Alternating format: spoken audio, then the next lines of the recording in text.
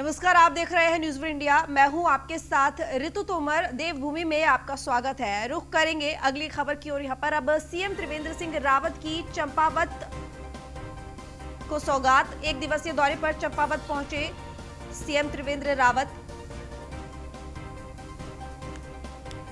तो 29 करोड़ 20 लाख की विकास परियोजनाओं का आज उद्घाटन होगा और सीएम त्रिवेंद्र सिंह रावत की चंपावत को सौगात। 29 करोड़ 20 लाख की विकास योजनाओं की सौगात दी मुख्यमंत्री त्रिवेंद्र सिंह रावत ने। सीएम ने लोहा घाट स्थित ग्रोथ सेंटर का शुभारंभ किया। सीएम ने ऋषिश्वर मंदिर में दर्शन कर पूजा अर्चना भी की। तो चंपावत के दौरे पर है आज मुख्यमंत्री त्रिवेंद्र रावत और साथ ही वहां पर आज 29 करोड़ 20 लाख की विकास योजनाओं की सौगात आज देने वाले हैं। और सीएम ने लोहा घाट स्थित ग्रोथ सेंटर का शुभारंभ भी किया है। सीएम ने ऋषिश्वर मंदिर में जाकर दर्शन और पूजा अर्चना भी की है।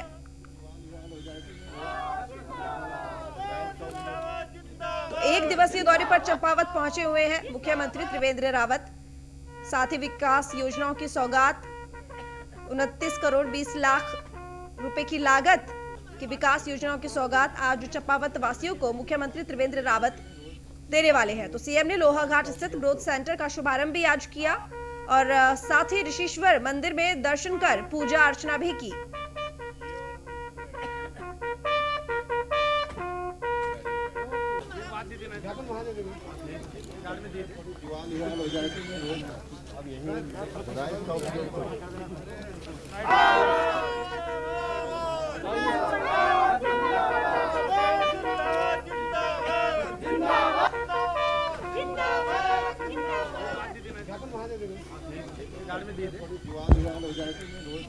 अब यही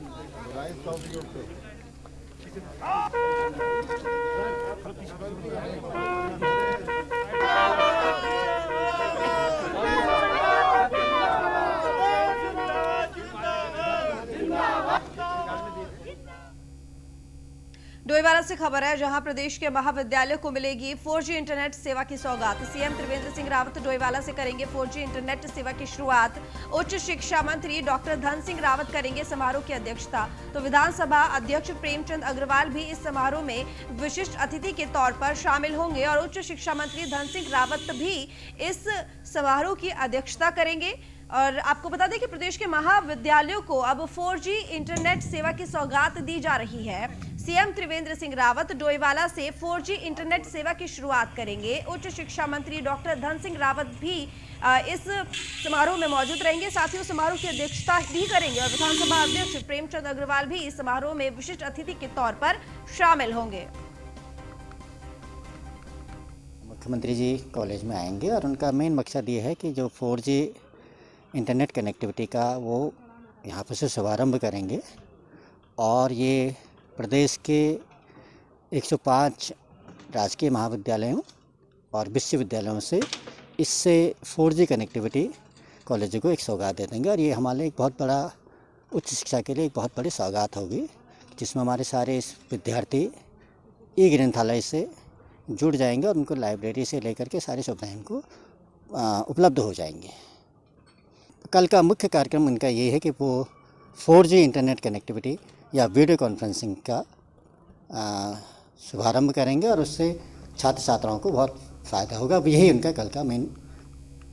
तो संवाददाता महेंद्र चौहान हमारे साथ जुड़ गए हैं। महेंद्र, आज प्रदेश के महाविद्यालयों को 4G इंटरनेट सेवा की सौगात मिलने वाली है और त्रिवेंद्र सिंह रावत मुख्यमंत्री डोईवाला से इसकी शुरुआत करेंगे और साथ ही उच्च शिक्षा मंत्री भी इस दौरान मौजूद रहेंगे और वहीं पर प्रेमपाल जो कि विधानसभा अध्यक्ष है वो भी मौजूद रहेंगे। ऐसे में कितना फायदा 4G इंटरनेट की सेवा की शुरुआत के बाद बच्चों को होगा और जाहिर सी बात है कि शिक्षा का स्तर भी बढ़ेगा इसके बाद।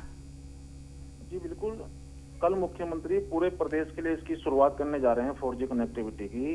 इसमें कल पहले चरण में गढ़वाल मंडल के 2 कॉलेज और कुमाऊं मंडल के 2 कॉलेज यानी कुल 4 कॉलेजों में इसकी कल से शुरुआत हो जाएगी और 1 माह के अंदर पूरे प्रदेश के 105 कॉलेजों में इस 4G कनेक्टिविटी की सुविधा की शुरुआत होने जा रही है। इसके साथ साथ ई ग्रंथालय, जिसे हम डिजिटल लाइब्रेरी कह सकते हैं, उसकी सुविधा भी अब यहाँ के छात्रों को मिलने जा रही है और ये सुविधा अभी पूर्णतः निःशुल्क रखी गई है। जी ठीक, बहुत शुक्रिया महेंद्र तमाम जानकारी के लिए। देहरादून से खबर है, जहां देहरादून जिला विकास प्राधिकरण की समीक्षा बैठक संपन्न हुई और मुख्यमंत्री त्रिवेंद्र सिंह रावत ने इस बैठक की अध्यक्षता की है। शासकीय प्रवक्ता मदन कौशिक बैठक में मौजूद रहे। सबसे पहले हुई मेट्रो पर समीक्षा और चंडी देवी के रोपवे निर्माण को लेकर भी हरी झंडी मिल गई है इस बैठक में। और वहीं नीलकंठ और ऋषिकेश के बीच में रोपवे निर्माण कार्य के निर्देश भी दिए गए हैं। शासकीय प्रवक्ता मदन कौशिक ने इसकी जानकारी दी है। तो सबसे पहले इस बैठक में मेट्रो को लेकर चर्चा हुई और उसके बाद चंडी देवी के रोपवे निर्माण को लेकर इस बैठक में चर्चा की गई। तो शासकीय प्रवक्ता मदन कौशिक ने इस बात की जानकारी दी है। देहरादून जिला विकास प्राधिकरण की समीक्षा बैठक संपन्न हुई, जिसमें मुख्यमंत्री त्रिवेंद्र सिंह रावत की अध्यक्षता में यह बैठक की गई और कई फैसले भी लिए गए महत्वपूर्ण। और साथ ही सबसे पहले मेट्रो पर चर्चा हुई और उसके बाद रोपवे निर्माण को लेकर भी इस बैठक में चर्चा की गई। पहले फेज का जो करना था हमें ऋषिकेश और हरिद्वार के बीच में, उस पर कई विकल्प सुझाए गए थे। एक विकल्प ये था कि जो हाईवे है उसके ऊपर को इसको लेकर आए। दूसरा विकल्प ये था कि जो हमारी एग्जिस्टिंग रेलवे लाइन है और रेलवे वालों से बात करके उस पर हम लोग कुछ स्टेशन एक्स्ट्रा हम बना लें, क्योंकि ट्रैफिक ऋषिकेश हरिद्वार के बीच में अधिक नहीं है। डबल लाइन वो जब डालेंगे वर्तमान लाइन पर हम उसको बढ़ाएं, इस पर भी एक विचार आया है। तो ये सब विचार है, जिन विचारों के अंतर्गत अभी भारत सरकार में भी बातचीत होगी। मैं समझता हूँ कि जल्दी ही इसमें फाइनल हो जाएगा। हरिद्वार के लालठांग गेंडी खाता में हाईवे पर बने स्पीड ब्रेकर के विरोध में आज कांग्रेस ने सांकेतिक धरना दिया। कांग्रेस ने बताया कि इन स्पीड ब्रेकर की वजह से स्थानीय लोगों को काफी परेशानियों का सामना करना पड़ रहा है। कांग्रेसियों ने चेतावनी देते हुए कहा कि अगर हाईवे पर बनाए गए स्पीड ब्रेकर को नहीं हटाया जाता है तो उग्र आंदोलन भी किया जाएगा। कांग्रेस के वरिष्ठ नेता गुरजीत लहरी का कहना है कि लोग काफी तेजी से हाईवे पर चलते थे, इस वजह से काफी एक्सीडेंट भी होते थे, जिसके लिए प्रशासन कई जगहों को चिन्हित करके एक्सीडेंट को रोकने के लिए ब्रेकर बनाए, जिससे लोगों की स्पीड तो कम हुई मगर ब्रेकर बनाने के काम नियमों को ताक पर रखकर किया गया। साथ ही भारी संख्या में ब्रेकर बना दिए गए हैं, जिससे दुर्घटनाएं तो रुकी लेकिन आम ग्रामीणों को काफी दिक्कतों का सामना करना पड़ रहा है। कई किसानों की ट्रैक्टर ट्रॉलियां फंस जाती है तो कई दूध का व्यवसाय करने वाले लोगों को ब्रेकरों के चलते दूध छलककर कंटेनर से बाहर आ जाता है, जिसके चलते उन्होंने जिला प्रशासन और राष्ट्रीय राजमार्ग के अधिकारियों से मांग की है कि तत्काल इस समस्या को गंभीरता से लेते हुए इन ब्रेकर को हटाने का कार्य किया जाए। सरकार को बड़े प्रचंड बहुमत से बड़ी उम्मीदों के साथ तो पौड़ी में 80 सरकारी शिक्षकों को एक साथ कोरोना पॉजिटिव निकलने के बाद शिक्षा विभाग में हड़कंप मचा हुआ है, जिसके बाद शिक्षा विभाग की नींद उड़ गई है। शिक्षा विभाग ने अब 4 ब्लॉकों के 80 शिक्षकों की ट्रैवल हिस्ट्री निकालनी शुरू कर दी है। कोरोना से ग्रस्त 80 शिक्षक अब 14 दिन तक आइसोलेट रहेंगे। जानकारी के मुताबिक खिरसू में 19, पौड़ी ब्लॉक में 24, कोट ब्लॉक में 20 और पाबो में 20 विद्यालयों के शिक्षकों में कोरोना की पुष्टि हुई, जिसके बाद तमाम स्कूलों को 5 दिनों के लिए बंद कर दिया गया है। मुख्य शिक्षा अधिकारी ने बताया कि इसी बीच अगर किसी छात्र की तबियत बिगड़ती है तो उसे भी कोरोना जांच की सलाह दी गई है। पौड़ी में 80 सरकारी शिक्षक एक साथ कोरोना पॉजिटिव। शिक्षा विभाग कर रहा है अब शिक्षकों की ट्रैवल हिस्ट्री की जांच। 70,000 हमारे यहाँ टीचर हैं टोटल पूरे उत्तराखंड राज्य में, और हमने ये तय किया कि जो कक्षा 10वीं के छात्र हैं और कक्षा 12वीं के साथ हैं जिनको कि बोर्ड की परीक्षाएं देनी हैं, उनको जो है 50% पे हम कॉलेजों में बुला रहे हैं। और जो टीचर हमारे पॉजिटिव आए हैं उनका हम जल्दी इलाज करेंगे और तब तक उन कॉलेजों को बंद रखेंगे तब जब तक कि वो जो है वहाँ पे दूसरी वैकल्पिक व्यवस्था नहीं हो पाई। तो उन्होंने जो हमें गाइडलाइन दिया था एसओपी के बारे में कि ये प्राइमा फेसी आप इन बिंदुओं पर एक एसओपी जारी कर सकते हैं, तो मैंने अपने इस तरह से 8-9 बिंदुओं की एसओपी बना के एहतियात के तौर पर क्या क्या प्रिकॉशन करना है वो पहले भेजा था। उसके 2-3 दिन बाद जो हमारे उत्तराखंड राज्य के जो एसओपी 53 पेजों का जो पीडीएफ था, उस पीडीएफ को बना करके हमने समस्त खंड शिक्षा अधिकारियों के माध्यम से समस्त प्रधानाचार्यों को भेज दिए थे। और उसमें इस बात को फोकस किया था कि 2 नवंबर से विद्यालय खुल रहे हैं 10th और 12th क्लास के बच्चों के, उसके 1 सप्ताह पहले आप कोविड-19 का पीसीआर टेस्ट करा करके अपनी रिपोर्ट लेकर के विद्यालय में आए।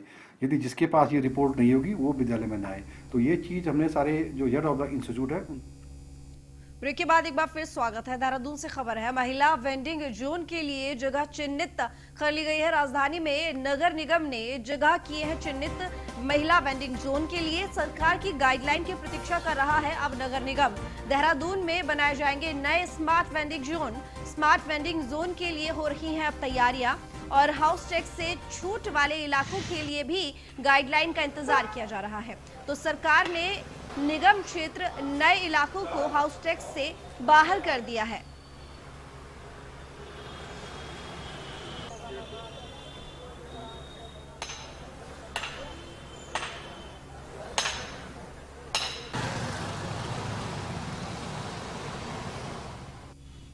और इस दौरान सरकार के फैसलों पर नगर आयुक्त ने न्यूज़ 1 इंडिया से बात भी की। देखिए, सरकार ने दो बड़े फैसले लिए हैं। एक तो जो है वेंडिंग जोन होगा महिलाओं के लिए, ये उसको तैयार किए जाएंगे, और दूसरा ये कि हाउस टैक्स से छूट दी गई है जो नए वार्ड शामिल हुए हैं नगर निगम क्षेत्र में। हमारे साथ नगर आयुक्त विजय शंकर पांडे जी मौजूद हैं, बात करते हैं किस तरह से ये इम्प्लीमेंट होंगे दोनों फैसले। देखिए, ये भी माननीय कैबिनेट में निर्णय लिया गया है और उसके तरफ जो शासनादेश जारी होगा वो भी नगर निगम को प्राप्त होगा। लेकिन मेरी जानकारी के हिसाब से सबसे इम्पोर्टेंट मुद्दा वो ये था कि जब 2018 में नगर निगम देहरादून का नए सिरे से परिचालन हुआ तो उस समय वार्डों की संख्या 60 थी, उसको बढ़ाकर 100 किया गया और हमारे करीब 72 डेमो विलेजेस को उसमें शामिल किया गया। तो एरिया काफ़ी बढ़ गया और वो 72 किलोमीटर से बढ़ के 196 किलोमीटर हो गया। उस समय माननीय मुख्यमंत्री जी ने घोषणा की थी कि नए क्षेत्रों में हाउस टैक्स से 10 साल तक के लिए एक्सेप्शन रहेगा। कालांतर में इसमें थोड़ा सा कुछ कन्फ्यूज़न हुआ। हम लोगों ने जो प्राइवेट वो रेजिडेंट्स हैं उनके जो घर हैं उनको तो उससे मुक्त रखा, लेकिन जो कमर्शियल प्रॉपर्टीज थी उनको टैक्स इम्पोजिशन का काम शुरू किया था। अब यही देखना है कि जो शासनादेश आएगा उसमें अगर ये पूरी तरह से कमर्शियल और जो इंडिविजुअल हाउस होल्ड से उनको पूरी छूट है उसका क्या पालन किया जाएगा। तो अभी इस तरह से पूरी घटना हम लोग प्रतीक्षा कर रहे हैं। जाहिर है कि जो भी शासनादेश आएगा तो उसमें क्लैरिटी होगी और हम लोग उसके हिसाब से करेंगे।